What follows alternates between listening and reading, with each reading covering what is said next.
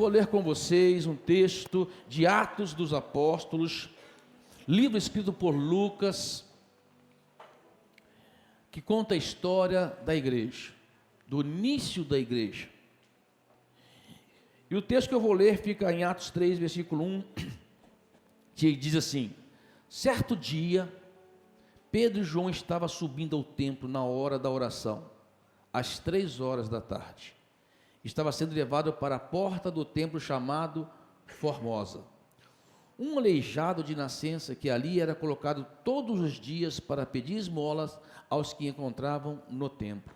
Vendo que Pedro e João iam entrar no pátio do templo, pediu-lhes esmola. Pedro e João olharam bem para ele e então Pedro disse: olhe para nós. O homem olhou para eles com atenção, esperando receber deles alguma coisa.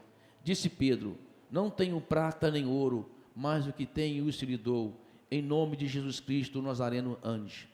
Segurando-o pela mão direita, ajudou a levantar-se, e imediatamente os pés e os tornozelos do homem ficaram firmes, e de um salto pôs-se de pé e começou a andar. Depois entrou com eles no pátio do templo, andando, saltando e louvando a Deus. Amém, amados? Amado, quero falar hoje para vocês, nessa manhã, sobre as oportunidades que Deus nos dá para mudar e transformar a vida de pessoas. Eu creio que nós temos em nós coisas que podem ser usadas para transformar a vida das pessoas, o ambiente em que estamos vivendo. Aqui nós encontramos uma história interessante. Pedro e João indo para o templo. Eles estavam indo às 3 horas da tarde. Os judeus oravam períodos do dia, e um dos períodos de oração era às 3 horas da tarde. E Pedro e João estavam indo orar, mas eu penso que Pedro e João estavam conversando, dizendo um para o outro assim: olha, nós precisamos de uma oportunidade para falar do amor de Jesus para alguém. Hoje nós queremos falar da palavra de Deus, restauradora, libertadora, curadora para alguém. Então vamos ficar em espírito de oração e atento para aquilo que Deus quer e pode fazer. E daí de repente entra nessa história um aleijado de nascença. Mais para frente você vai saber, vai descobrir que esse aleijado tinha 40 anos de idade. Todos os dias era colocado na porta do templo para esmolar, para pedir dinheiro para as pessoas que ali entravam. Esse homem vivia uma vida miserável. Uma vida miserável. Miserável fisicamente. Por quê? Porque ele tinha uma doença. Ele tinha uma enfermidade, na verdade ele tinha uma deficiência de nascença que o limitava de viver uma vida normal. Ele era um miserável pessoal, porque a enfermidade que ele tinha o impedia de trabalhar, impedia de lutar pelo seu pão, e ele precisava pedir esmola para sobreviver, num estado social deplorável. Mas pior de todas as misérias que esse homem vivia, era miséria espiritual. Aquele homem nunca tinha entrado no templo. Por quê? Porque a lei o impedia de entrar no templo. A lei era uma lei preconceituosa. A lei dizia que aleijado, coxo, cego, ou com alguma doença grave, como lepra, como fluxo de sangue, não poderiam entrar no templo. Pessoas consideradas defeituosas eram impedidas de entrar no templo, era impedida de orar, era impedida de dar oferta. Então aquele homem também tinha uma miséria espiritual grande. Amados queridos, esse homem retrata a vida de muitas pessoas que nós conhecemos hoje. Nós estamos cercados de pessoas que estão vivendo uma miséria pessoal. Quanta gente doente que você não conhece. Verdade ou não é? Nós estamos cercados de pessoas doentes. Nós estamos cercados de pessoas vivendo uma miséria pessoal, pessoas impedidas de trabalhar. Ou quando trabalha não tem condições de colocar com dignidade o alimento na mesa, vivendo uma miséria pessoal. E pior, quantas pessoas não estão vivendo uma miséria espiritual? Umas vivendo uma religiosidade, cheio de dogmas e preceitos, liturgias, que não tem levado e nem levado as pessoas a ter conhecimento da verdade de Deus. Quantas pessoas estão escravizadas na idolatria, na feitiçaria, no sincretismo religioso? Quantas pessoas estão escravizadas numa religião que mais afasta ela de Deus do que aproxima elas de Deus? Uma religião preconceituosa, uma religião que as rotulam de pessoas deficientes e tortas. Miséria que as pessoas estão vivendo.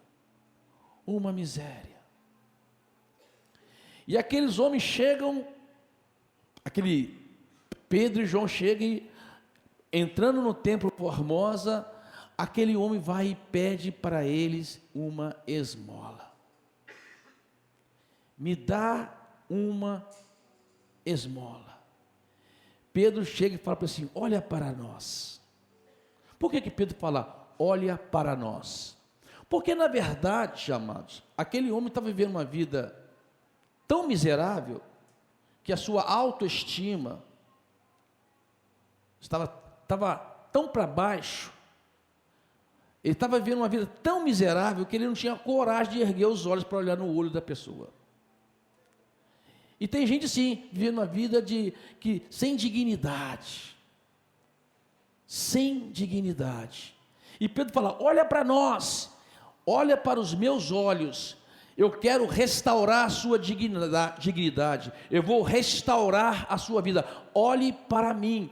Amadas, pessoas hoje precisam de restauração das suas dignidades, e a única forma de ter a dignidade restaurada é olhando para Jesus. E Pedro e João falam para aquele homem, olha, nós não temos ouro, nós não temos pratas, e eu quero dizer para você, tem coisas que o dinheiro não compra.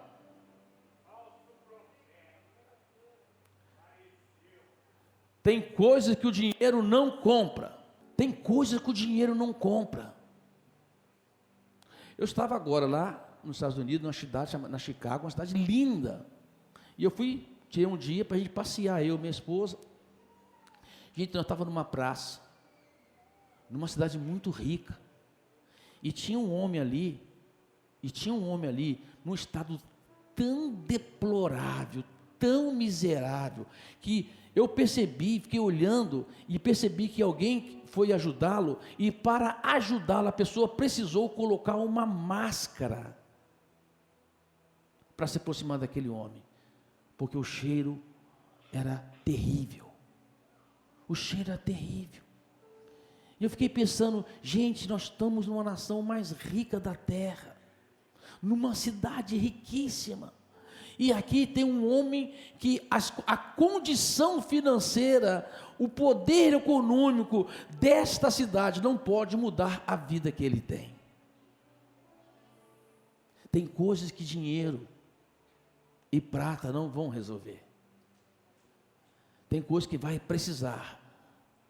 Tem situações que precisam de pessoas que têm verdadeiramente Jesus em suas vidas. Eu não tenho ouro, eu não tenho prata, mas o que eu tenho, isto eu te dou. em nome de Jesus Cristo, levanta e anda.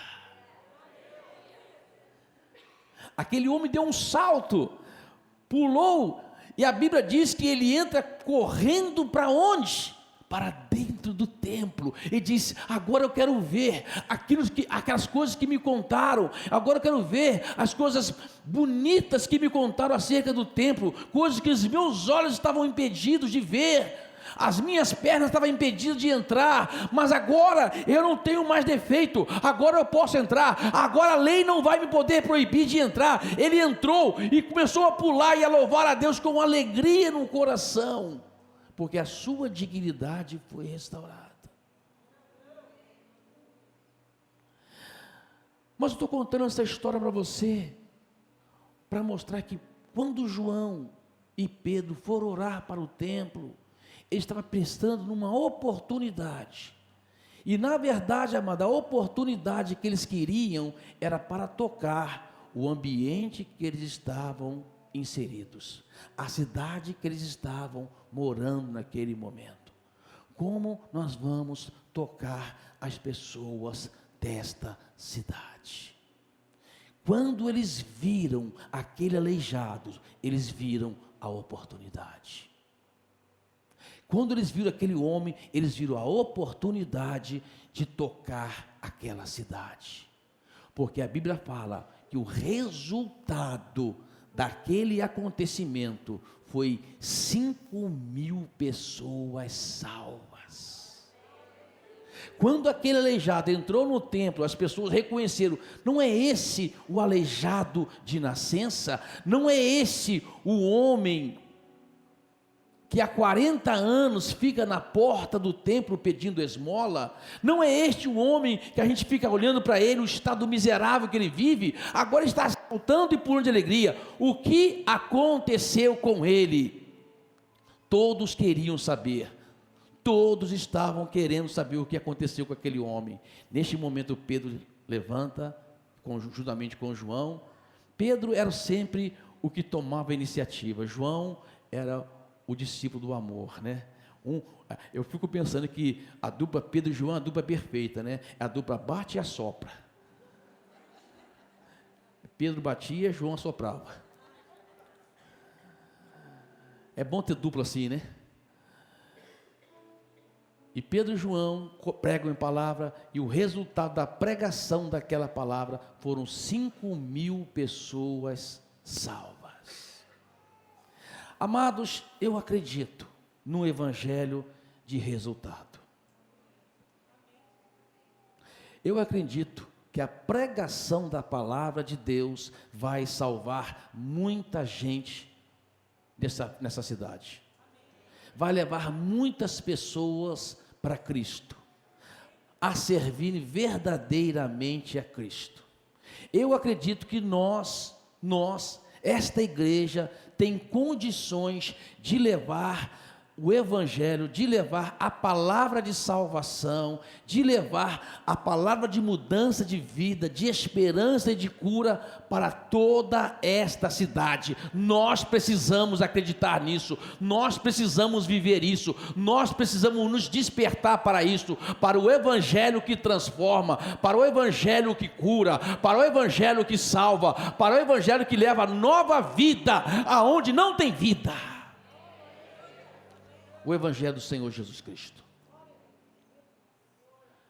Mas para isso acontecer tem 2 detalhes importantes. O primeiro detalhe é que esses 2 homens, Pedro e João, alcançaram este êxito porque eles construíram uma coisa chamada intimidade com Jesus.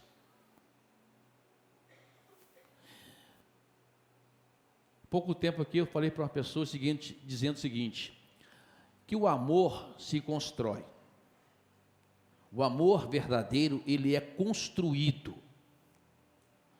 Intimidade também se constrói.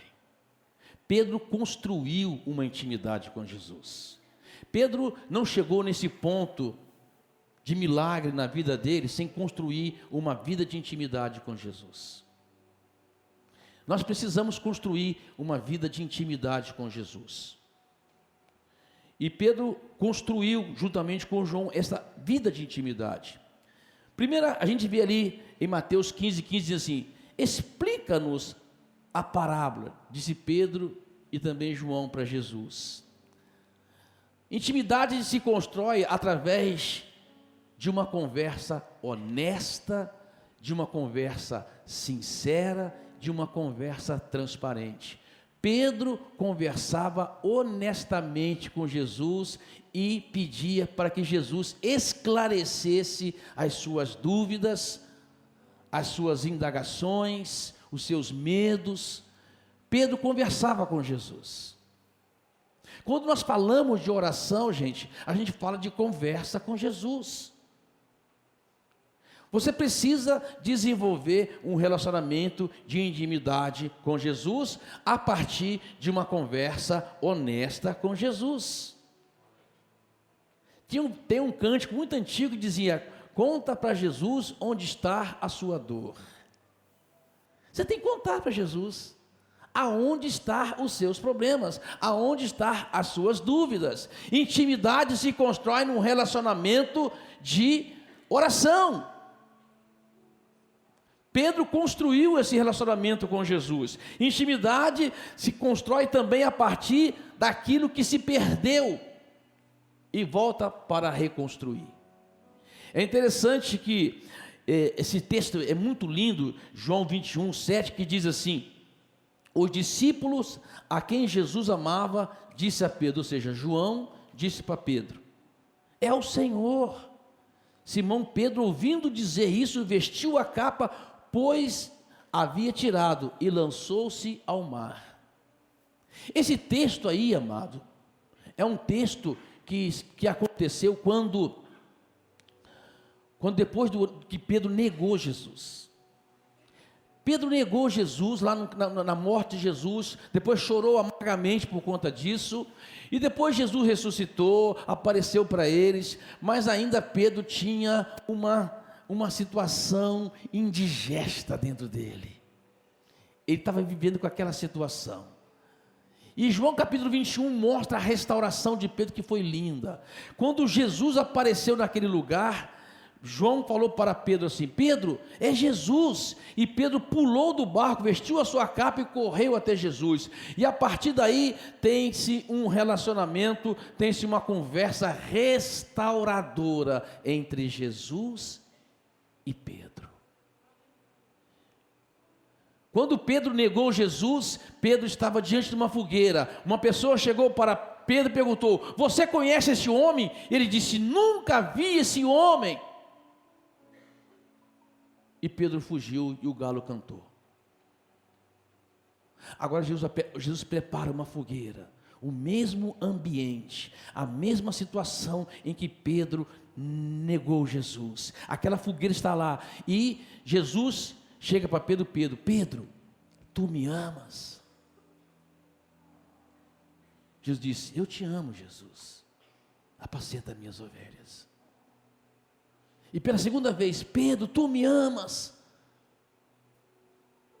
Eu te amo, Jesus, apacenta os meus cordeiros. E pela terceira vez, porque por 3 vezes Pedro negou Jesus, por 3 vezes perguntaram para Pedro: você o conhece? E ele negou. E agora na terceira vez Jesus pergunta para Pedro: Pedro, você me ama? Aí Pedro abaixa a cabeça e: Senhor, tu sabes que eu te amo. Naquele momento, Pedro é curado de algo que ele tinha perdido. Intimidade se constrói a partir da disposição que você tem de recuperar algo que você sabe que perdeu. Eu perdi algo e eu quero recuperar isso. Tem muita gente que perdeu aquela paixão inicial por Jesus, aquele fervor em falar do amor de Jesus Cristo para as pessoas, aquela disposição em servir a obra, de trabalhar com alegria, e agora está vivendo no automático. Mas viver no automático não é legal. Viver no automático não é legal.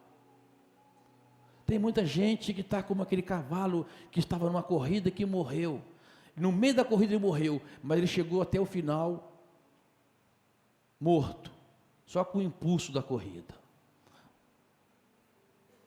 só com a velocidade do impulso da corrida. Você não pode ser um cavalo morto. Você tem que ser alguém restaurado na intimidade com Jesus. E Jesus te leva na mesma condição para restaurar você. Restauração da intimidade é algo importante. Restauração faz você ter, a intimidade faz você ter coragem de entregar. De entregar. Entregar-se para a verdadeira missão. Mateus 26, 21 conta uma história de Pedro, um episódio de Pedro interessante. Diz assim: depois daquele momento, Jesus começou a explicar aos seus discípulos que era necessário que ele fosse para Jerusalém e sofresse muitas coisas às mãos dos líderes religiosos, dos chefes dos sacerdotes, dos mestres da lei, e fosse morto e ressuscitasse no terceiro dia. Então Pedro, chamando à parte, começou a repreendê-lo, dizendo: nunca, Senhor, isto nunca acontecerá. Jesus virou-se e disse para Pedro: para trás de mim, Satanás. Você é uma pedra de tropeço para mim, e não pensa nas coisas de Deus, mas nas coisas do homem. Amado, Pedro tinha tanta intimidade com Jesus, que ele já achou que poderia repreender Jesus numa situação.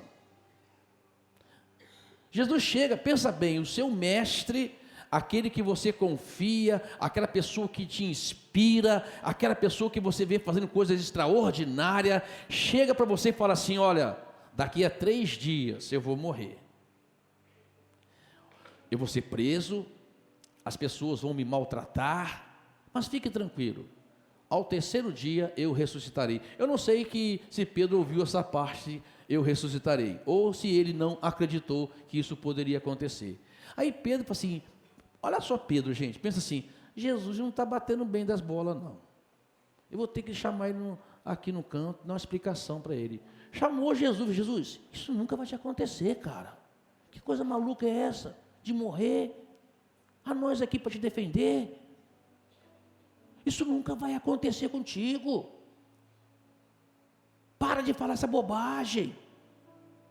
Jesus olhou para Pedro e diz assim: amado, Pedro tinha acabado de ter tido uma revelação de que Jesus Cristo era o Cristo, o Filho de Deus. Jesus tinha dito: bem-aventurado és tu, Pedro, Simão Bórgena, porque não foi carne e nem sangue que te revelou, mas foi o Espírito Santo. Ou seja, Pedro tinha tido uma revelação pelo Espírito Santo. Acho que Pedro ficou assim: opa! De repente Pedro vai lá falar uma bobagem. Jesus fala: arreda de mim, Satanás, porque naquele momento Satanás estava usando a boca de Pedro para falar algo que tentava desviar Jesus da cruz. Você não cogita das coisas de Deus, mas das coisas do homem. Amado, uma intimidade que não leva você a compreender a missão não é uma intimidade, é um egoísmo. Entenda bem o que eu estou dizendo. Se você tem intimidade com Jesus, você vai compreender a missão de Jesus. Porque uma intimidade sem compreensão de missão não é intimidade. É a pessoa que só quer ter Jesus para ele. E nós não estamos construindo uma igreja para nós. Entenda isso. Nós não estamos fazendo uma igreja para nós, nós estamos fazendo uma igreja para aqueles que estão lá fora. Na verdade, nós estamos sendo uma igreja para aqueles. Você pode dizer glória a Deus? Amado, você precisa compreender isso. Eu preciso desenvolver um relacionamento de intimidade com Jesus para ser a igreja que as pessoas precisam. Eu preciso ter um relacionamento de intimidade com Jesus para ser a igreja que os miseráveis precisam. Eu preciso ser uma igreja que tem intimidade com Jesus para ser uma igreja que toca a vida das pessoas lá fora. Nós não somos uma igreja para dentro, nós somos uma igreja para fora. O problema da igreja sempre foi esse. As pessoas entram na igreja, torna-se uma igreja para dentro. Era o problema dos fariseus. Os fariseus, quando guardavam a lei, fizeram cerca na lei, tentando impedir que as pessoas entrassem. Jesus disse: vocês criaram cerca que mais impede as pessoas de entrar no reino de Deus. Nós estamos fazendo uma igreja, construindo uma igreja, e sendo uma igreja para os miseráveis. E é interessante, amado. Deixa eu ilustrar aqui para você uma coisa. Vamos supor que aqui em cima é a igreja, aí embaixo é o mundo. Vocês estão no mundo, eu estou na igreja. Amém? Ninguém falou amém, né? Vai ter medo assim lá em casa, hein? Pelo amor de Deus. Nem para se ilustrar você tem. Eu estou aqui na igreja e você está aí no mundo. Eu estou no barco da salvação, você está no barco da perdição. E eu estou aqui e eu começo a ser igreja. E eu quero ser igreja para vocês. Aí eu chego para você aqui, vem cá, rapaz, me dá a mão aqui. Faz favor, vem cá, sobe. Já vem para o barco, olha aqui. Vai junto comigo, vai atrás de mais um. Aí vem cá você, cara. Dá a mão aqui. Vai atrás de mais um, cara. Rapaz, você não se converteu, não? Rapaz, vamos ser igreja agora. Vou atrás de mais um, vai atrás de mais um. Vem cá você aqui, cara, vem cá. Rapaz, vai atrás de mais um. Fala para todo mundo, vai atrás, rapaz, você não se converteu? Vai atrás de mais um. E fala para o outro, vai atrás de mais um. Rapaz, você está quietão aí, tranquilo, vem cá, sobe aqui, vamos ser igreja, chama aquele lá, vamos ser igreja, vem cá, Maristela, eu não quero ser perdida, vem cá.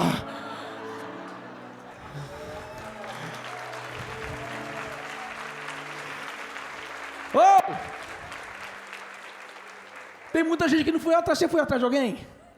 E ela?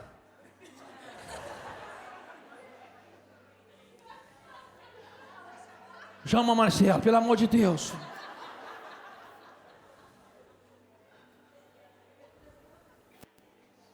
Amado, eu chamei 4 pessoas. Quantas pessoas tem aqui? 2, 4, 6, 11. É para ter muito mais, porque tem gente aqui que foi ruim de serviço. Esse é um problema, porque muita gente é ruim de serviço.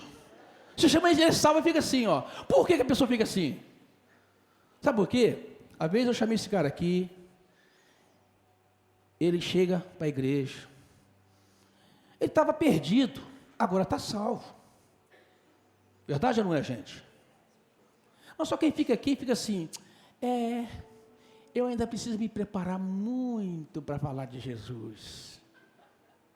Aí fica contemplativo. Eu vou ser contemplativo. Eu vou orar muito, jejuar muito. E as pessoas lá fora no mundo, gente. O cara contemplativo, as pessoas perdidas. O outro, vem cá, André. O outro fica assim, seguinte, tem muito problema nessa igreja também. Aqui, o cara se converteu, o outro já está lá na porta. Não concordo com esse negócio não. Começa a criar mais obstáculo. Amado, se a concentração nossa fosse só, eu vou estender mais o braço para mais um. Eu vou estender o braço para mais um. Eu vou estender o braço para mais um. Tem uma pessoa aqui. Pode descer, gente. Uma salva de palmas para esse pessoal aqui, viu? Eu quero ver vocês estendendo a mão para todo mundo, viu, gente? Sabe, gente? Tem uma pessoa que fala assim, pastor, eu olho para a igreja e vejo tanto defeito, tantas pessoas com problema. Eu vejo lá a Dona Maria, que fica só falando fofoca. Desculpas, Maria, viu? Apareceu na minha mente de repente.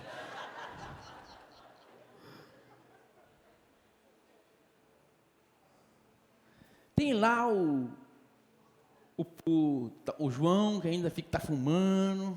Desculpa o João de novo. É o nome que aparece na minha cabeça. Aí tem o outro lá, que só fica dormindo no culto e fica prestando atenção em todo mundo. Eu vou sair da igreja. A igreja está cheia de pessoas só com problema. Eu falo, tudo bem, você vai sair da igreja. Mas antes de sair da igreja, eu quero que você pegue um copo d'água, cheio até a boca, e dá uma volta na igreja, 2 voltas na igreja. Depois que você der 2 voltas na igreja com esse copo d'água, você volta aqui que eu deixo você embora da igreja. Aí ele voltou, mas não tem sentido isso. Não, é só um pedido. Se eu pedir, eu vou fazer. Ele pegou o copo d'água, deu 2 voltas na igreja, 2 voltas na igreja. Aí que chegou, o pastor perguntou para ele, e aí? Você viu alguém falando mal de alguém? Não. Você viu alguém dormindo? Não. Você viu alguém lá, sentado, indiferente? Não. Você viu alguém lá carrancudo? Não. Por que você não viu? Ah, porque eu estava olhando para o copo. Você, então é isso, filho. Foca no objetivo.